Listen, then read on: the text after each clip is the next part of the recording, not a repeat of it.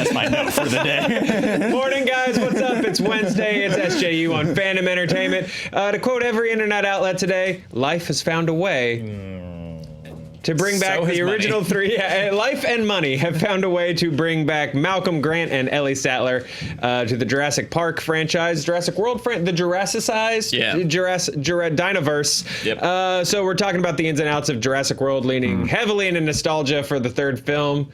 But that's not all, because we're also talking about that time that Bob Iger had the high ground over George Lucas on a lava planet. And it's Jim Henson's birthday, so we're going to celebrate him with some hardcore, uncut Muppet talk. And to do that, I got a great panel. I got Dan, I got Spencer, I got Greg Alba, who has been taking some hardcore notes. Hardcore notes. Over there. What's that note card say? Sizable roles. I'm very excited.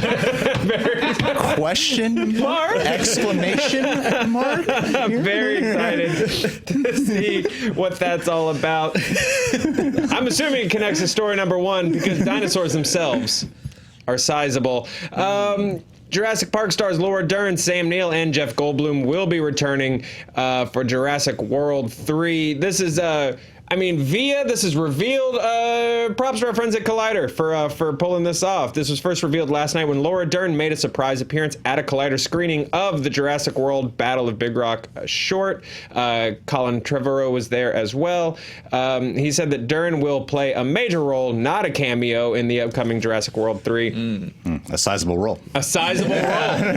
Well done, sir. Well done. Yeah, no, absolutely. Anyway, guys, that's Greg's role on SJU today. That's a day wrap on Greg Alba, ladies and gentlemen. Laura Dern said, "I'm so excited. I love dinosaurs and money, and I love that you love them like we do, and money. And if it's not too much," she didn't say the money things. Laura Dern is a national treasure, and I don't. Yeah, she absolutely is. Nothing but respect for my admiral. Dern said, turning to Trevorrow, "If I'm going to join this party again, I would hate to not bring my friends Sam Neill and Jeff Goldblum. Is that okay with you?" And Colin said, "No." That'd be hilarious. Like, no, it's not. How dare you bring this up again in front of an audience? They'll have to audition. Yeah, not on offer. Yeah, let's do it. Colin said Sam Neill, Jeff Goldblum, and Laura Dern are returning in major roles. Sizable roles, might I add. In Jurassic World 3. Sizable roles. Just the girthiest roles you could think of. Of course, the movie is coming out June 11th, 2021. Let's get good, bad thoughts. Dan? Yeah. You like dinosaurs the most, probably. Maybe. Yeah. Here's what I'm going to do. Okay. In my head. Okay. Because this makes sense by a storytelling standpoint, which is that if dinosaurs are running around crazy on the world in this new Jurassic World, They live in the world. that you would go to the people who have the only people who have actually faced them. The army from the end of Jurassic World 3. That was the Costa Rican army, right? You get the Costa Rican army. Yeah. You get the best. I hear they don't have an army. I don't know. It's a weird thing. Anyway, but for expertise, you're going to go to the people that have actually been through this before. So it makes sense from a storytelling standpoint. So here's what I'm going to do in my head walking into this movie, because it is kind of a fresh concept in the sense of like you're starting, you're not in the park. I'm going to pretend that the other two didn't happen and be excited for this idea of going back to these characters who would be called upon in a situation like this, and walk into this with optimism. That's what I'm going to do. So are you doing kind of like a Halloween reboot thing in your head, where like this is Jurassic Park 2? Yeah. Wow. Yeah. I mean, Chris Pratt's going to be there. And, Sure. And Bryce Dallas Howard. But like, you don't need to know anything. I don't need to, there's really nothing. They tell the same story again in every one of these movies. Yes. So I assume they're going to tell their story again in this one. So, Yeah. I love that you call him. matter. We still call him Chris Pratt. So Chris no, Pratt. I don't know who they are. Character name? No. Vest and Lady. Ryan, Chris Pratt's character name, Jurassic World? No. Don't look it up. Don't look it up. Owen. Oh, Okay. Last name? Pratt. Owen Pratt and Lady. Claire. Claire. Yeah. No, let's not look it up. It's fine. Yeah. Do they have last names? Claire Underwood. Yeah. So. I don't know. Is anyone going to be happy about this? Like, because are you setting yourself up for like Luke Skywalker's back, but now he's sad? Like, I don't know. What Dr. Grant are people going to They've want been here? back. They were in. Did I dream that, or No. were they both in the second one? Not No. Sam No. Neill. Laura Dern and Jeff Goldblum. No. were Only Jeff Goldblum. Jeff Goldblum was in in the 2. second one. Uh-huh. Laura Dern was in 3. Jurassic At Park. Sam three. Neill Samuel at her house. called Laura Dern at her house. Yeah. In Jurassic Park 3. She's at Well, the like a beginning couple of Park. times. She's at Like, the beginning of Part she's 3. bookends it. very, like the very, narrator. very briefly in the third one. Yeah, Yes. she picks up the phone to explain why she's not going. I'm going to assume that her son has grown up and played by a Skarsgård. yeah, same son? assumption. Yeah, for her kid had- from they the had a third one. family. That's Oh, like, that's right. She has- that like yeah, loves yeah, Barney. that's right. Yeah, Peter Skarsgård. Peter Skarsgård will be playing her son. I don't know. I've been like pretty chaotic neutral about this series since Jurassic Park 2. I didn't have the affection died there, so it's been so long, and it's just been doing some necrophilia on the corpse of Jurassic Park. What's it going to the take originals you for decades. to re-swear your paladin's oath and get you back into lawful good? Well, the weird thing is, it seems like they're kind of backdoor piloting this into Planet of the Apes, which one of the writers on this wrote, like the new Planet of the Apes trilogy. So it seems like, because, okay, a couple things.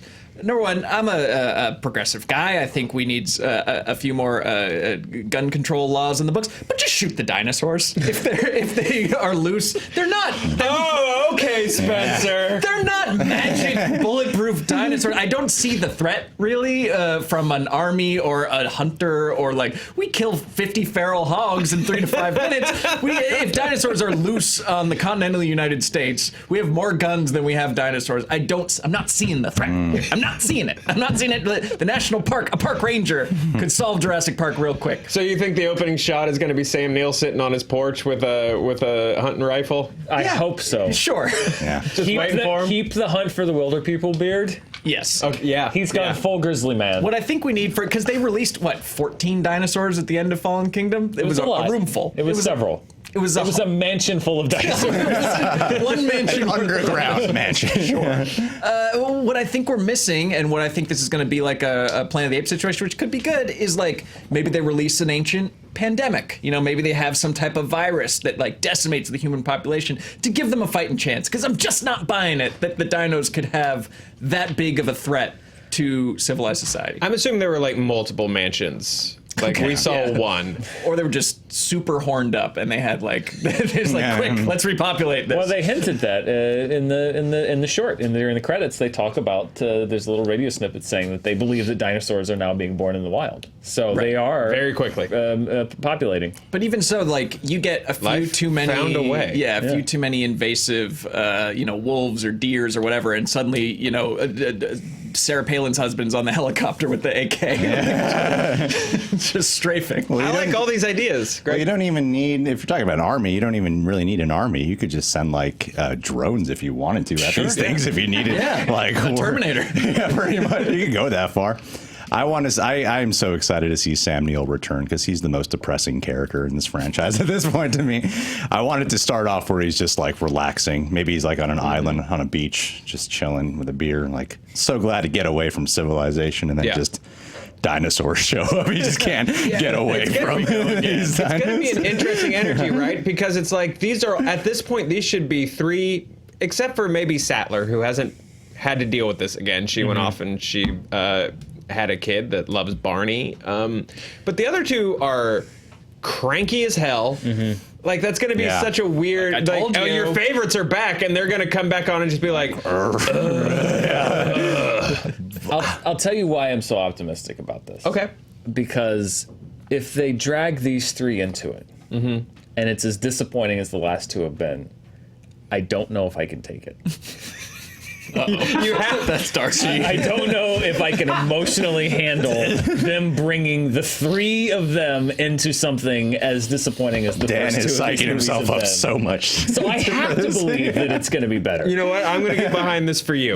All right. Yeah, because I don't want to see this. I don't know if that would be the final insult. Well, actually, That would just be the final kick in the ass to me, personally. well, Well, for personal insult to me. Are we just tying this around, Greg, to Blue getting smart enough to say Alan? Yes. I love that.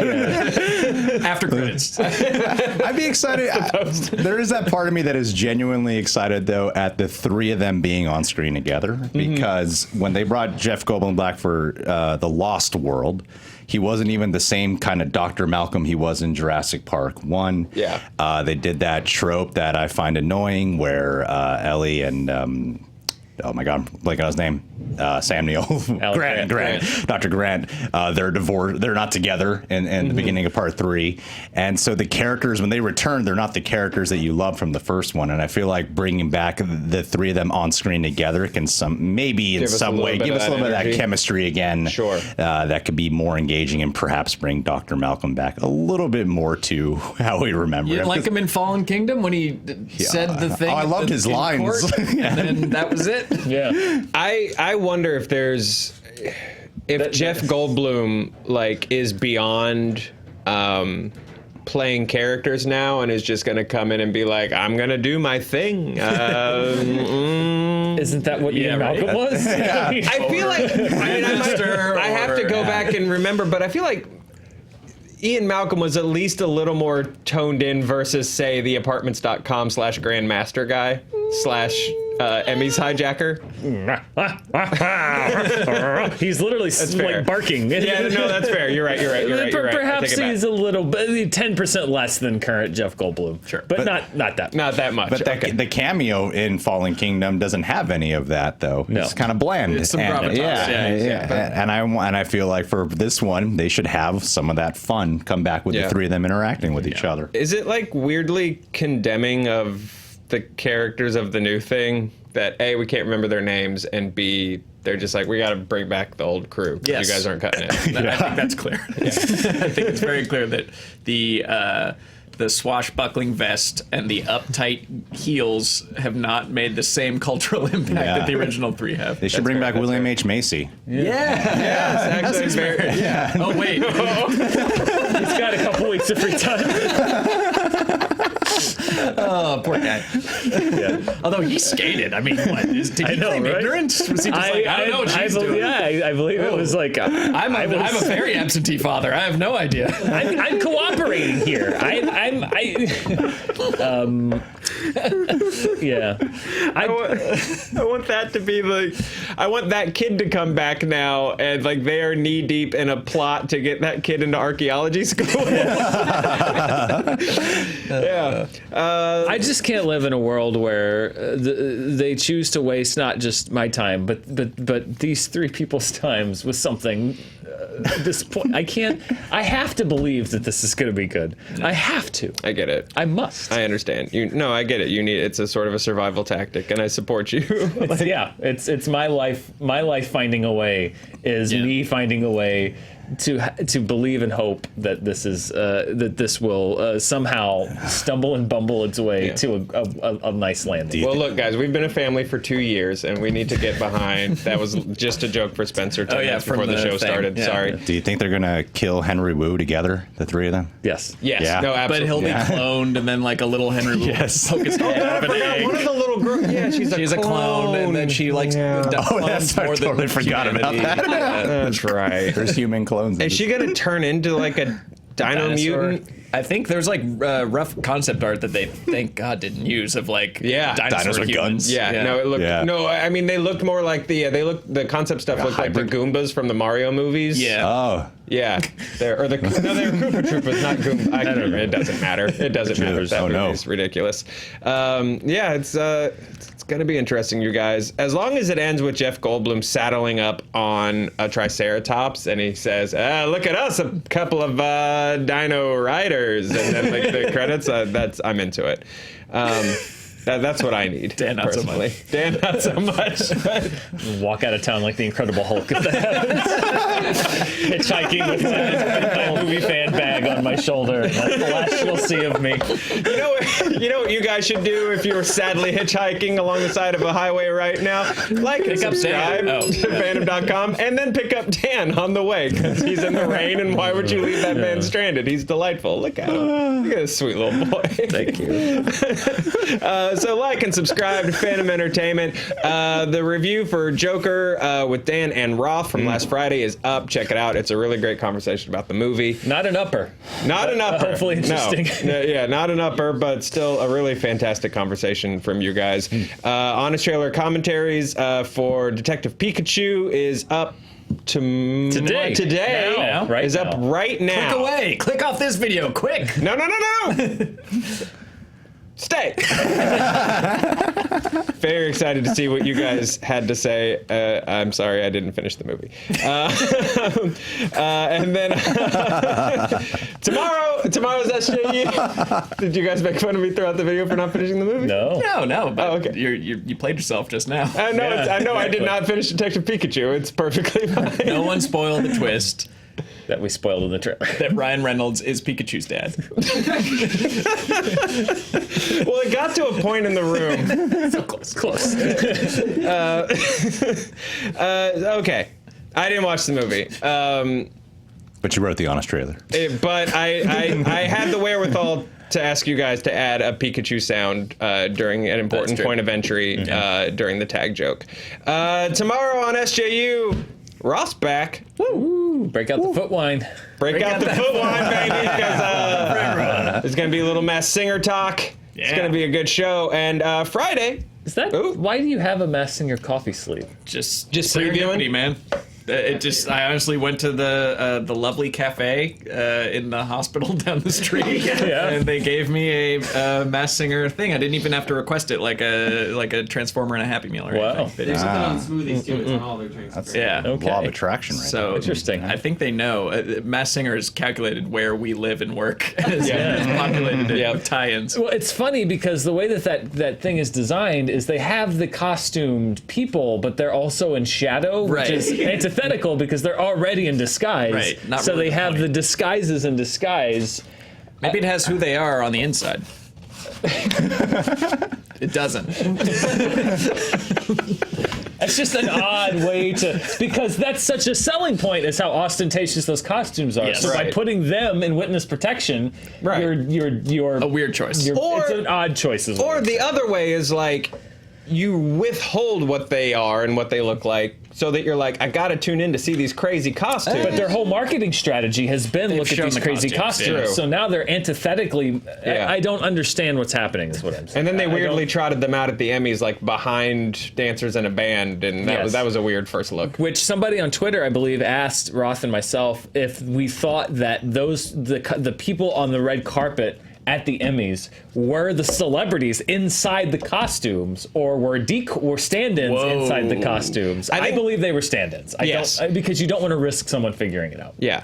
Depending on the celebrity, though, they might have had time to just come do it. Based on last season, most of them probably did. Yeah. By the Dancing with the Stars mathematic decrease of fame that goes with these kinds of shows, but you never know. They could No, have I gone think the this other one's gonna way. be bigger. You think it's going to be bigger? Yeah, because Like a bell curve? Yeah, because this was such a surprise hit out of nowhere that any celebrity who thinks they can sing is Yeah. going to be like, oh, I'm in. I want to I show. agree. Greg, did you watch that there, Mass Singer? I love everything about the Masked Singer because I've never watched it, but I pay so close attention to every time it's brought up on this show. It's really the That best way to watch it. experience you guys talk about is Yeah. like I kind of don't. I was talking with Spencer about possibly starting it before we started filming, but No. I don't think I want to. I think I just honestly like think this just get experience it through us. of hearing you guys talk about it. As It's more someone who fascinating. had their foot on both ends of this world, because I spent the first half just listening to you guys talk about it and just being perplexed and bewildered, Yeah. and then I actually watched it, and I would rather still be in the boat Yeah. of being like, what? than having actually You miss all seen the it. sing. It's the second part of the title. Oh, man. Anyways, it premieres tonight, season 2. Yeah. and Roth will be leading the charge tomorrow to give you a little I'm trying to like temper like people who are like, I really don't want to watch 90 minutes of Mass Singer conversation. It won't be. We've It won't literally be. been put on the clock before. Yeah. Yeah, it'll be good. It'll be a good mix, and well, I don't know. We'll probably talk about Star Wars and Batman as well. On each end, yeah. On each end. Yeah. This is the first image I've ever seen of the Masked Singer. Exactly. That's my point. It's the first image I've ever seen. That's someone's first image, and you disguise the most appealing part of the show. Yeah, good point. Guys, I got more big news. Even more big news announcements. Friday, we got a very special guest, Felicia Day's joining us on Friday here at the table, so that'll be super cool. And then the following week, New York Comic-Con, you guys. We will be there. It's official. We are screening our Galaxy Quest documentary. That sucker is done. Picture is locked. It's fantastic. We're real happy with it. We're excited to share it with you guys. Not just a trailer, not just like a half hour of it. The whole thing. It's going to be great. Dan's going to be there. I'm going to be there. Roth's going to be there. Spencer's going to be taking care of his baby like a good dad or something. I'll be there. Maybe I'll shoot a little something for the crowd there. Yeah. Ooh, okay. Yeah. Maybe a vampire update? Yeah, For the live exactly. audience? Yeah. All right, Nice. cool. It's promised now. We've said it on camera. That's going to be Saturday, October 5th, 8:30 to 10:30 p.m. Late night, baby. Room, why can't I ever say it? 1A10 in the Javits Center. I'd be terrible in the Star Wars universe at keeping up with droids.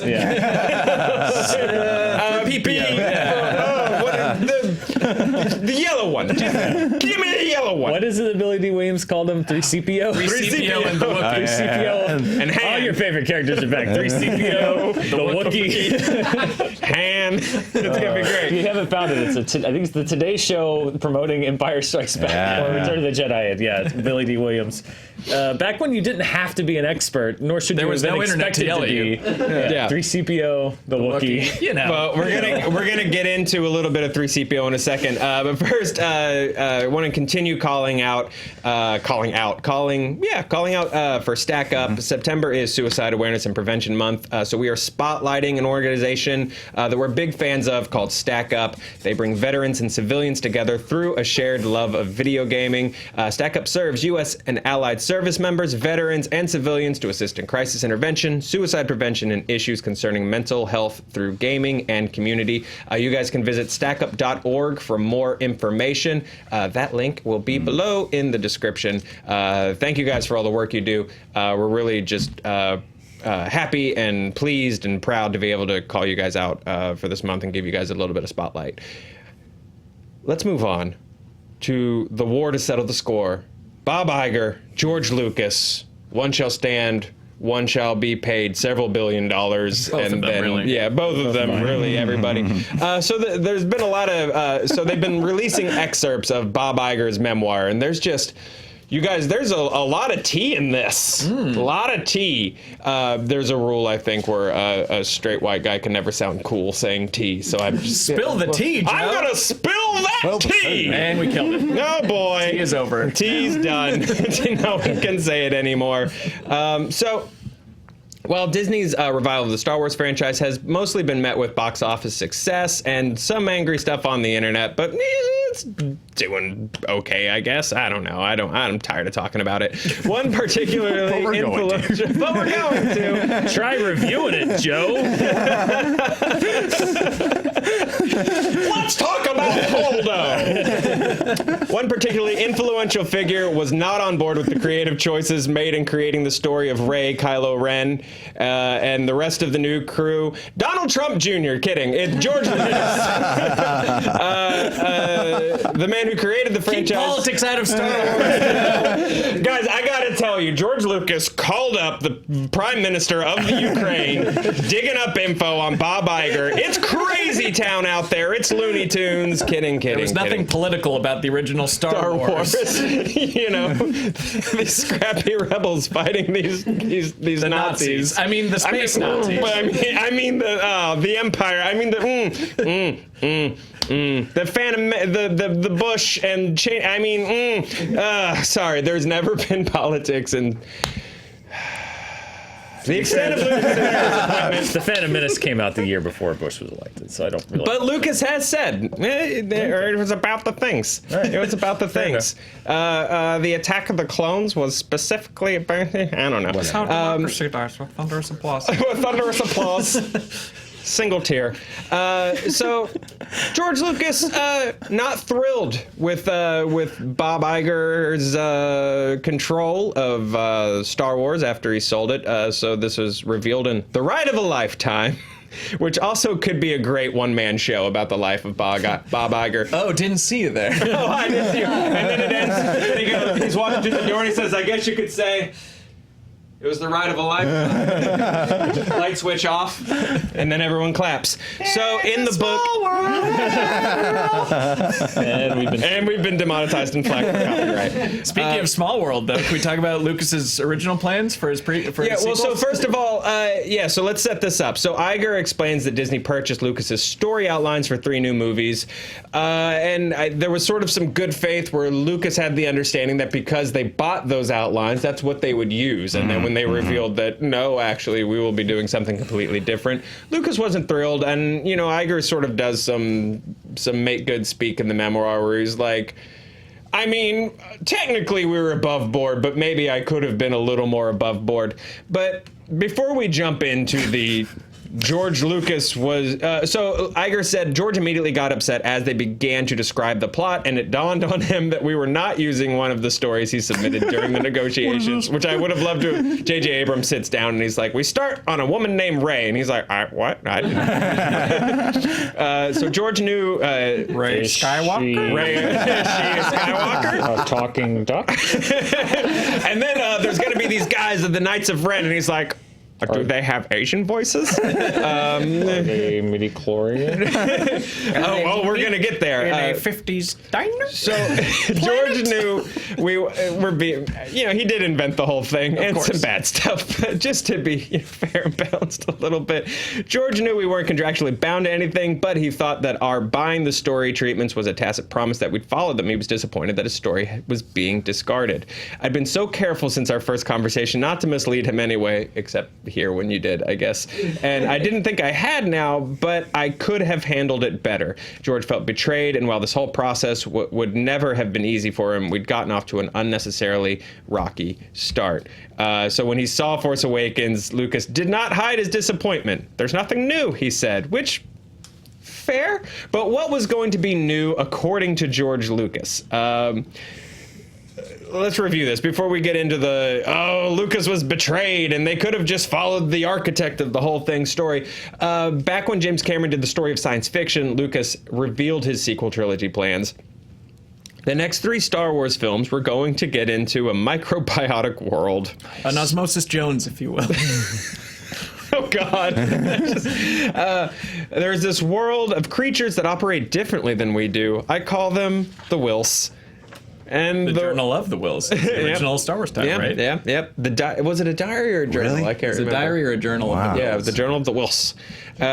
And Journal. thank you, it was the journal. Thank you, Billy. I didn't see this page until now. And so the Wills really are the surprised ones about it. who actually control the universe. They feed off the Force. If I had held on to the company, I could have done it, and then it would have been done. Of course, a lot of fans would have hated it, just like they did Phantom Menace and everything, but at least the whole story from beginning to end would be told. They would have This hated leaves it. at out least. even more, which is that it would have gone into how midi-chlorians are the vehicles for the Wills to exert their force, literally.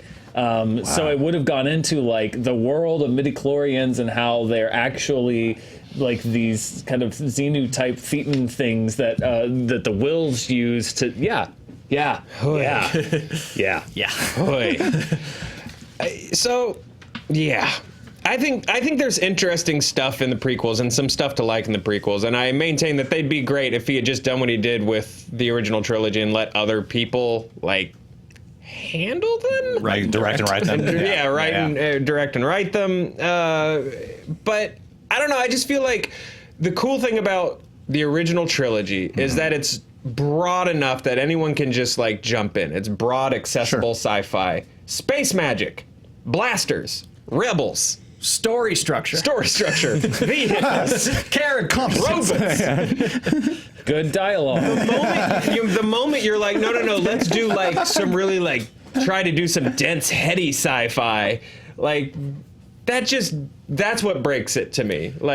More so to me than Yeah, I don't know. Look, we're doing it again. Even if you don't love where the Star Wars sequels went, it doesn't mean that his ideas were the right choice either, because this to me seems like, and he is a genius, he is an absolute genius who created Star Wars from his own mind's eye, and will always have that, but like it looks like to me he's lost touch with why people liked Star Wars in the first place. For me, that was clear in the prequels. I know some people appreciate those and grew up with those as well, but for him, his main complaint of the new ones to be like there weren't enough visual or technical leaps forward. Who cares? It was they're great stories. You know, like yes, Star Wars was absolutely a technical marvel and an advancement, but it's really just like kind of gussied up stuff. He was inspired by Kurosawa and by World War II films and stuff like that he reskinned with this amazing sci-fi design. Similarly with the story, he just, for a guy who was so obsessed with like Joseph Campbell and the monomyth and like every story has the same structure of the hero's journey, like it's not breaking new ground. It was giving us a new combination of the same thing that we know and love. It was a really great mix that made a good, but it wasn't like it wasn't THX whatever. This wasn't like an experimental crazy sci-fi film. This was like a sci-fi interpretation of the same myths that we've like known and shared throughout all of human history. It wasn't about the technological cutting edgeness of it. That was the main thing that makes or breaks a Star Wars movie. But do you think any of this DNA of what is talked about in this quote of the wills should have possibly been infused at all? I mean, tell me, man, do you want to go? Did you want to see the macrobiotic? Well, it's a continuing journey though into the past and explanation, and that's what I struggle with when he's like, there weren't, you're not the technology wasn't moving forward. But this approach was like you have a whole prequel trilogy that was all about the past and explaining the past and shedding light on the past and showing the past, which is fine. But then to start a new trilogy, but that is then still seemingly concerned with filling in more of these gaps about the past and the Force. Like I can understand. It sounds super weird, and I don't think anyone would ever make 3 of these movies. I mean, that's just the truth of it. But also just from a storytelling angle, like. What I can understand the mentality of Bob Iger looking at these treatments and saying like, okay, I get that he wants to do something revolutionary new, but this is still just going back and filling in more about things we already know. We want to make movies that advance the story and characters forward.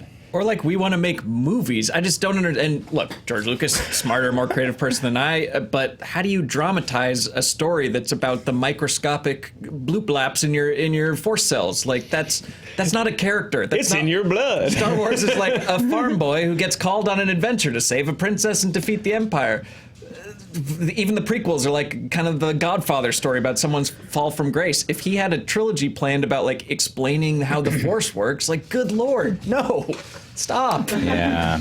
Well, it definitely does not match, everything else that, like even stuff that people really love, like the Clone Wars series and, stuff that sort of purists, sorry, I don't mean to use that word dismissively. Like,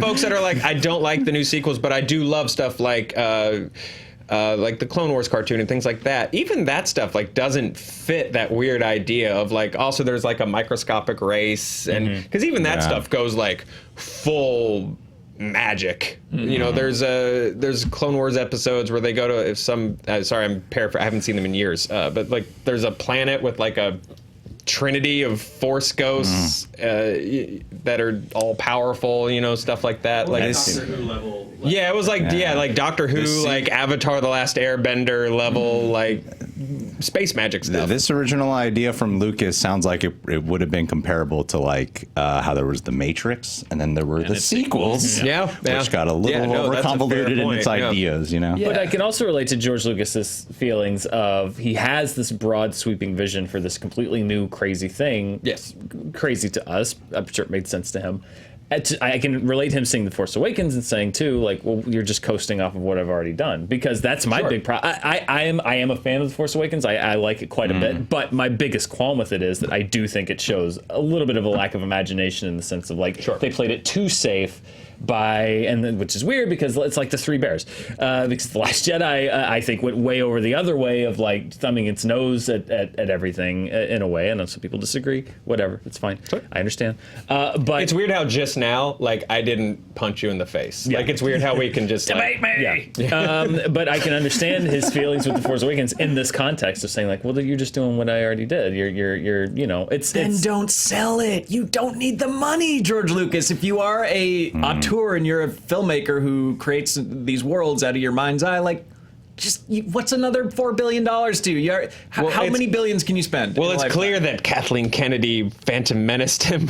What? What does that even mean? She was like, yes, George, sell. Oh, okay. I just blaming things. I on mean, it, yeah, 'cause from the most people sound of it, it sounds like George Lucas thought they were going to go with this idea or some shade of it, and that's why he sold it, because he doesn't want to make the movies, but he wanted to see them done anyway. Right. Yeah.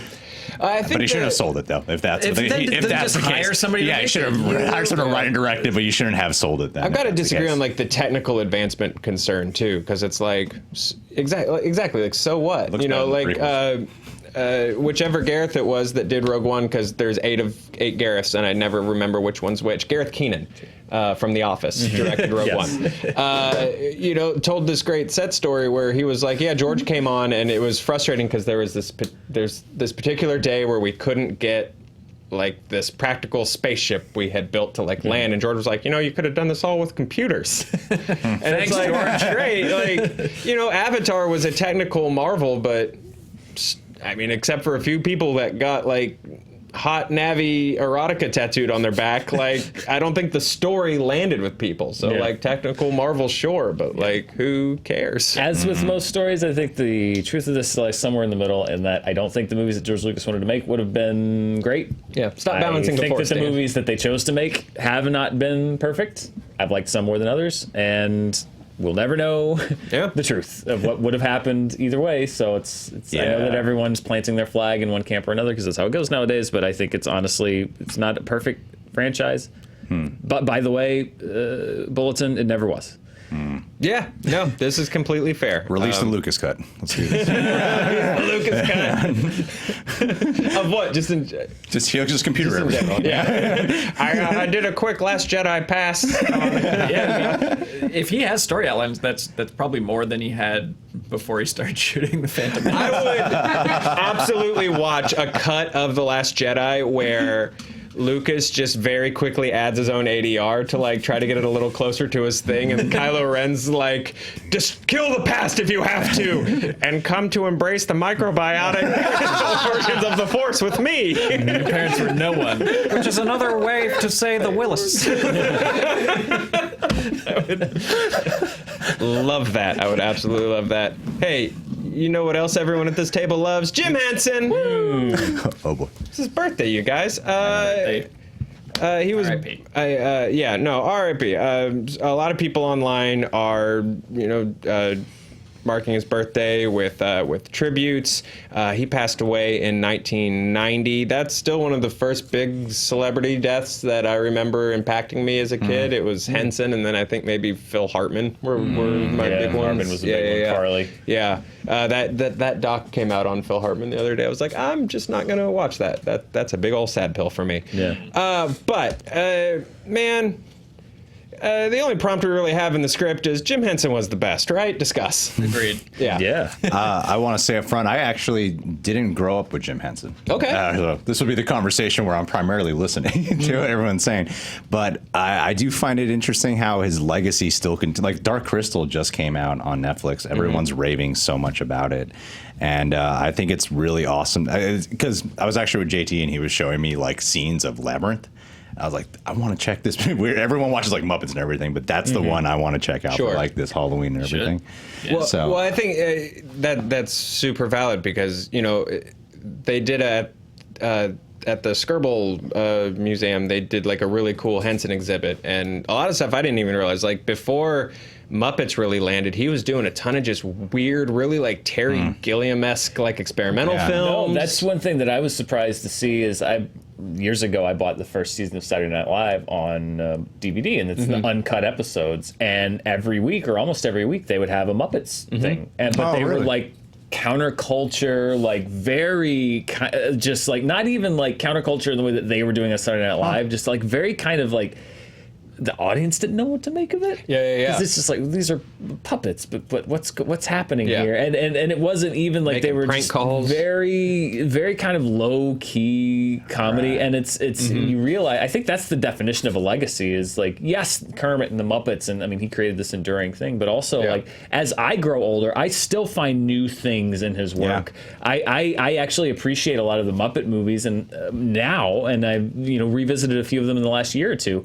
I appreciate them now more than I did almost when I was a kid because you understand this whole other level to them. Yeah. And it was just, they were so smartly put together, and the team that he assembled of just like, the people, design and the people actually operating the Muppets themselves and writers, you name it. It really is astonishing. Like he was an incredibly talented person. Yeah. Yeah, I think that he combined like a sweetness and a subversiveness at the same time, which is really a hard balancing act. Like my Muppets was the Muppet Show, which was like my 30 Rock, where it's like you have this kids show about putting on a show, and you have like this behind the scenes and in front of the camera dichotomy of the Muppets themselves. It was like so meta for a kid, but I loved it. Well, I think it's cool that you watch stuff like sketch groups and things like that, like slowly or just groups of creative friends like slowly blow up and take over Hollywood, whether it's like Derek Comedy or something like that, and now all of a sudden those guys are huge producers and movers and shakers and stuff like that. And like the Henson group was the same way. Like they doing the SNL shorts, but even before that they were like, well, we'll do whatever we can. Like we'll do gasoline commercials, whatever. Like they were doing stuff with like just gas nozzles that had like puppet eyes on them and stuff like that. And eventually Kermit and actually it was Rolf. I think Rolf was like the first big one that landed, and they develop and grow from there. I think it's cool. I think the only thing I can think in a modern way that translates the same way is Pixar, in the sense of a cross-generational thing that appeals to all. But even Pixar, I don't think has the cultural cachet. Like it's so funny to watch, like the Muppet movie, and like Richard Pryor shows up, but then like Milton Berle is there too. It's like these two completely from two different generations, but this thing was created that was so cool, but also inclusive of different kinds of comedy and humor and audience, that an audience would love a Milton Berle cameo just as much as they'd love a Bob Hope or Richard Pryor or Charles Grodin or Burt Reynolds or whoever they put in. I guess Charles Grodin wasn't a cameo, but this idea of like you could bring in any celebrity at any level of fame, and then there was an audience that would love and appreciate it, and it was cool and hip, but also kids could like it. It's hard. There aren't many things like that could appeal to so many generations of people. Totally. Well, and that's what's cool to me about everything I've always heard about Jim Henson is that he had all these properties that were so beloved, it's so famous. But then as I get old, as we all get older, all these properties that were kind of misunderstood at the time, perhaps things like Dark Crystal, are now like so much into the zeitgeist now. Everyone's loving it so much. And going off your point, Dan, I think that's what makes it a little bit more special in a way, because it's live action, because it's tangible. The idea that actors can come in and interact with these puppets in a way where they feel like they're interacting with a real person or a character and not be aware of the person controlling it. Well, I think that's why it'll always go back to the Henson stuff that's going to be the most successful is the stuff that goes back to those basics. Because, to tie into why Hammond wanted to make dinosaurs, it was like it's something real that people can touch and interact with. And I think that's because you can watch the test. They did a big making of the new Dark Crystal. And they showed they tried to do it where it was like, well, maybe one character will be a puppet and the rest of them will be CG, and it just does not work. And so they came in, they're like, no, we're going to do it the right way. But yeah, I think cross generational. You grow up with it, like you said. I think folks should if you've got HBO, rewatch Fraggle Rock. It's really good. It's really great children's programming, because when I was little, I was just like that Big Thing and the Sprocket the dog and those guys eat bridges. But if you go back and watch it, it's really subversive, and there's an episode where I think it's Wembley and Red, I think, are like trapped in a cave-in. And like they come to terms with like what it means to die, and like it's heavy stuff. I just Henson never took kids for granted and like what they're capable of processing and figuring out. Other than obviously losing someone so young and so suddenly and tragically, I also think one of the sad things is when you think about it, he passed away in 1990. He was really only operating, in the zeitgeist, the mainstream zeitgeist, for about 15 years. And just to think of what else he could have brought us in that time, had things been different. It's just, the vision and then just what everything that spun off from it it's really staggering. It's like I said, it defines what a legacy really is, I think. And ultimately, dude could rock a sweater. I think we can all agree. Yeah, like definitely. Absolutely no other. There's one thing you can remember about Jim Henson. Just the sweater. It's that he could definitely rock a sweater. Specifically, style icon, baby, Jim Henson. Guys, that's our show. Thank you guys so much for watching. Tomorrow, Roth returns, Masked Singer Talk, Felicia Day on Friday. It's going to be a big week, baby. Thanks for hanging out. Bye.